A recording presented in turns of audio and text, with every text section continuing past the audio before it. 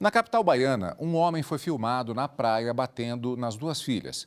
O caso ganhou repercussão nacional e trouxe novamente à tona a questão sobre os limites para as punições aplicadas pelos pais às crianças.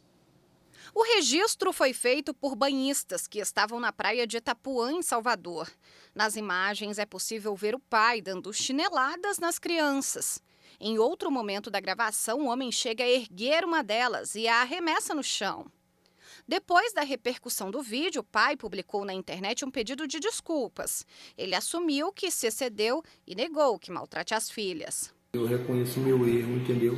Por mais que aquelas imagens sejam fortes, minhas filhas estão aqui. Na mesma hora a raiva passou, eu me desculpei. Tanto que eu me desculpei com quem estava ali também. Algumas pessoas disseram, não, ele está certo, é o pai, mas bateu demais. O caso é investigado pela Polícia Civil. As crianças estão sendo acompanhadas pelo Conselho Tutelar e devem prestar depoimento. O homem também vai ser ouvido pelos investigadores. O Ministério Público da Bahia já pediu informações sobre o inquérito e disse em nota que a apuração está em segredo de justiça. No Brasil, a educação não violenta é defendida no Estatuto da Criança e do Adolescente, que foi alterado em 2014, quando entrou em vigor a chamada Lei da Palmada, que garante o direito de menores de idade a serem educados e cuidados sem o uso de castigos físicos ou tratamento cruel. Segundo o último levantamento da Ouvidoria Nacional de Direitos Humanos, o Disque 100 recebeu, no primeiro semestre do ano passado, quase 54 mil denúncias de violência contra crianças e adolescentes no país. A lei determina que pais que utilizem meios violentos na correção dos filhos sejam advertidos sobre o caso e encaminhados ao Programa Oficial de Proteção à Família, tratamento psicológico ou psiquiátrico, além de programas de orientação. Já a criança vítima da agressão, de acordo com a norma, deverá ser encaminhada a tratamento especializado aplicado pelo Conselho Tutelar. Quando a gente bate uma criança, grita, xinga, humilha uma criança, a gente está ensinando para ela que é aceitável que ela não só sofra, como também cometa violências, e a gente está ensinando para ela que quem ama pode agredir, né? E não é assim. Na entrevista de hoje, conversamos com a vice-presidente do Conselho Municipal de Direitos da Criança e do Adolescente do Rio de Janeiro, Érica Arruda, que vai explicar mais sobre o que diz a legislação brasileira quanto à violência física que pais cometem com os filhos sob a justificativa de punição. Boa tarde, doutora Érica. Antes de mais nada, muito obrigado pela sua participação aqui no Jornal da Justiça, primeira edição. Obrigada, Carlos Eduardo, eu que agradeço. O tema, na verdade, ele gera uma polêmica já no próprio processo de criação e aperfeiçoamento desta legislação. O que é que diz exatamente ali e como se procura fazer essa aplicação? Porque há quem desde como eu disse, o início das discussões, acha que o Estado não deve interferir na criação pessoal dos filhos e há o outro lado no sentido de se coibir uma cultura de agressão característica da sociedade brasileira. O que é que se procura? Um meio termo entre essas posturas? Qual é a posição que tem sido adotada até agora? Bom, Carlos Eduardo, como vice-presidente do Conselho da Criança e também como pesquisadora acadêmica, nós temos muitas evidências de que o Brasil é um país muito violento e que há uma naturalização dessa violência, especialmente contra crianças e adolescentes. Eu fui conselheira tutelar aqui do município do Rio e não foram poucos os casos em que essas situações de violência, elas aconteciam e elas são absolutamente naturalizadas. Na verdade, a legislação hoje, ela pune esse tipo de conduta. O Código Penal, o artigo 136 do Código Penal, culpabiliza e dá uma punição àqueles que praticam maus tratos contra crianças e adolescentes. O próprio Estatuto da Criança e do Adolescente, que é, na verdade, o nosso grande microsistema de direitos humanos que protege crianças e adolescentes, também fala especificamente no artigo 232 de que aquele que tem guarda, né, que aquele que é o responsável pela criança ou adolescente não pode, em nenhum momento, em nenhum caso, propor ou praticar nenhum tipo de ato vexatório. E aí uma atualização do Estatuto da Criança e do Adolescente, como você mesmo colocou, que é a Lei 13.010, que é a Lei da Palmada, do ano de 2014, que veio para a legislação, que incorporou-se ao Estatuto da Criança e do Adolescente, para que essa realidade, de alguma forma, fosse reduzida, né? E é claro que, como você disse, a gente tem uma sociedade que é muito violenta, especialmente contra crianças e adolescentes. Só que hoje, como nós temos uma conscientização maior com as mídias sociais, com a internet, a sociedade como um todo também está se corresponsabilizando por essa proteção. Então, as crianças e os adolescentes, eles têm a sociedade também como um todo para protegê-lo. O CMDCA, por exemplo, que é um Conselho de Direitos de Criança e Adolescente, formado de forma paritária por representantes do governo e da sociedade civil, é um exemplo de que a sociedade também precisa atuar nessa proteção. Aquele jargão antigo que a gente ouvia, né, em briga de marido e mulher, ninguém mete a colher, hoje ele já está obsoleto.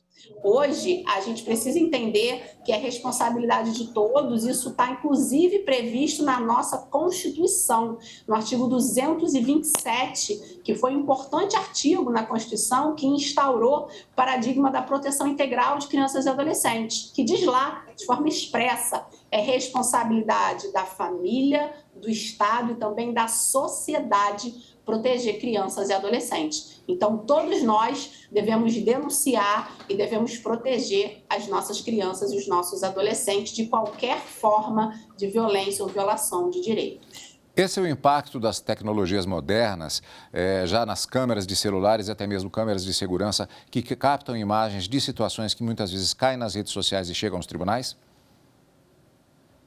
Sim, com certeza. Eu, como fui conselheira tutelar durante muito tempo, né, o que nós sabemos e o que eu pude constatar na prática, no dia a dia, é que essas situações de violências não são novas, elas sempre existiram, só que agora a visibilidade delas é muito maior.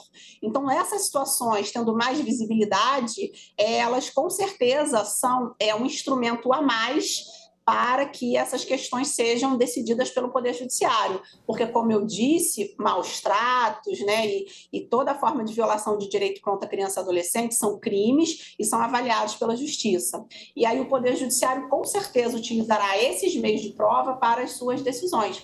Além disso, também se trata de uma atuação a qual a família também deve ser observada. Então, não só punibilizar, é claro, é um crime, essa pessoa, caso isso seja realmente comprovado pelo Poder Judiciário, pela Justiça, essa pessoa, esse pai, ele deve ser punido, mas essa família também precisa ser trabalhada, né?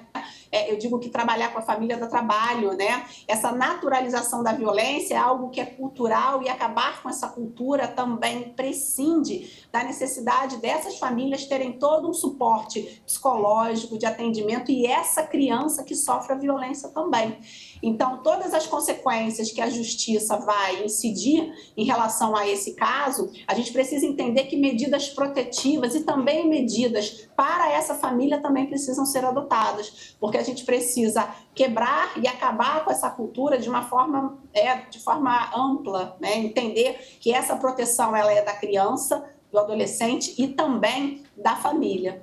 A família também precisa entender que estes atos não podem ser naturalizados, que isso também é uma violência e que esses pais também precisam passar por um processo aí de conscientização. Quer dizer que nós temos, então, a previsão de uma estrutura que tenha medidas psicossociais para verificar a real situação daquela família e também os casos de punições específicas. Seria mais ou menos esse o parâmetro de atuação nessas situações delicadas? Exatamente. Eu, quando trabalhei no Conselho Tutelar, a gente tem algumas medidas que o ECA, que é o Estatuto da Criança e Adolescente, estabelece, que são as chamadas medidas protetivas. Essas medidas protetivas, dentre elas, existe, por exemplo, tratamento psicológico para crianças, para adolescentes, tratamento psicológico para a família, acompanhamento familiar, a inserção das famílias em programas de auxílios, em programas profissionalizantes, enfim. Então, há uma série de medidas de proteção que o próprio Estatuto da Criança e do Adolescente impõe, que elas podem e devem ser também cominadas cumulativamente com essas punições, porque de alguma forma este agressor, ele muitas vezes não entende que aquilo é uma agressão, por conta desta naturalização da violência. Então, este agressor precisa entender que aquele ato é um ato criminoso, que ele não podia fazer isso. Inclusive, em uma das entrevistas, esse pai falou: quem nunca levou uma chinelada? Então, ele de alguma forma naturaliza e de alguma forma ele vem trazendo aí um ciclo de violência que eu não conheço, né? A gente não conhece a família, não posso ser leviana em falar desse caso e desta família, mas muitas vezes são ciclos de violência difíceis de serem quebrados. E eles só podem ser quebrados quando a gente faz todo um trabalho preventivo de proteção com essas famílias, com essas crianças e com esses ciclos familiares. E o trabalho do Conselho da Criança também é um trabalho de prevenção. O Conselho da Criança não é um órgão judiciário, né? Pelo contrário, a gente trabalha, sim, nessas campanhas de prevenção e de conscientização, não só das famílias, mas de toda a sociedade, de que essa responsabilidade é de todos nós. Muito obrigado pela sua participação. Vamos continuar acompanhando todos esses casos e essa estrutura legal como um todo. Muito obrigado. Eu que agradeço. Muito obrigada.